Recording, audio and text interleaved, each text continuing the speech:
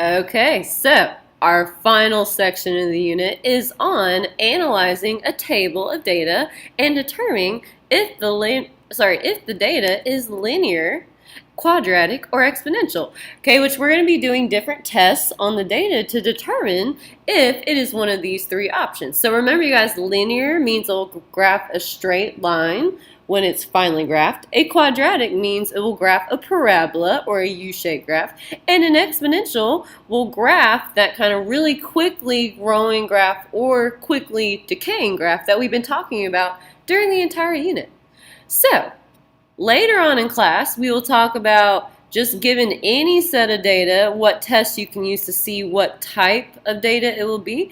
But in the example problems, I'm going to go ahead and tell you what the data is, because without you knowing that, you don't know what test to do. So, the first example, we're talking about how to determine if something is linear data. Okay, which these are the steps we're going to go through. We're going to start with the second y value in our table. So looking at this table, we're going to start with the 3. Okay, we're going to subtract the y value to the left of it. So we'll subtract 3 to the 5. So it'll be 3 minus 5. Okay, we're going to continue doing that with the remaining y values. So we're going to take each y value and subtract the y value that's to the left of it. Okay, and if we get the same answer each time, our data will be linear. So go ahead and pause the video and watch the example 1 video. Now our second example problem is on if something is quadratic or not. So the steps we're going to use. Okay, so we are first going to do our first difference test that we talked about in example 1. Okay, so we're going to subtract all of our y values. Now, if our y values do not end up being the same number, it's not linear. So what we're going to do, we are going to start with our answers after we subtracted the first time, and we're going to subtract the answers that we got together. Okay, so basically after we subtract all the y's, we're going to get some answers. Then we're going to take those answers and subtract them together. So this will be called the second difference test.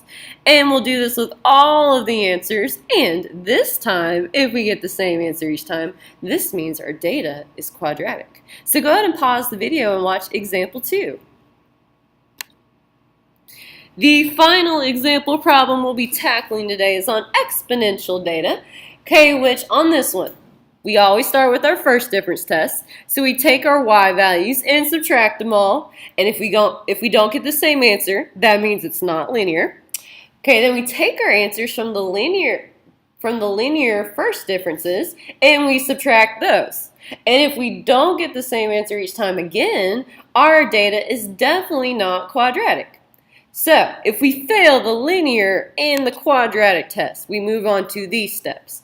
So this is going to be kind of like the first difference test, except instead of subtracting your y values, you are going to be dividing the y values. So like before, you start with the second y value from the left of our table, and you divide it by the y value that's to the left of it. So I would divide the 3 by the 1.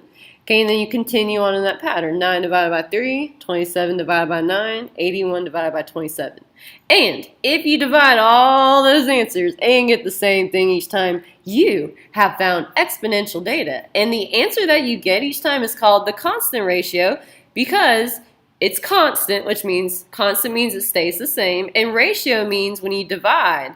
So we're getting the same thing every time we divide. So not only will you find exponential data, but you'll find the constant ratio that your exponential graph will either grow or decay at, which is pretty cool.